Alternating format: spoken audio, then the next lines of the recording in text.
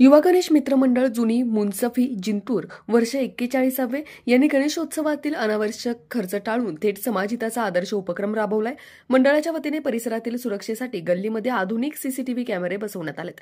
या उपक्रमामुळे नागरिकांना सुरक्षिततेची हमी मिळणार असून भविष्यातील चोरी, अपघात किंवा अनुचित प्रकारांवर नियंत्रण ठेवण्यास मदत होणार आहे।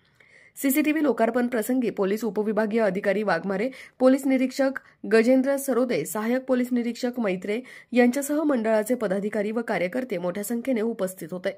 मान्यवरांनी मंडळाच्या कार्यकर्त्यांचे कौतुक करताना सांगितले की गणेशोत्सव फक्त डेकोरेशन पुरता न ठेवता समाजकारणाशी जोडणे ही काळाची गरज आहे। युवा गणेश मंडळाने समाजहिताचे कार्य करून इतरांसाठी प्रेरणादायी उदाहरण घालून दिले। यावेळी मंडळातील पवन बाहेती, संजय काळे, नरेश मुंदडा, वैभव रायबाकर, संजय श्रीवास्तव, आकाश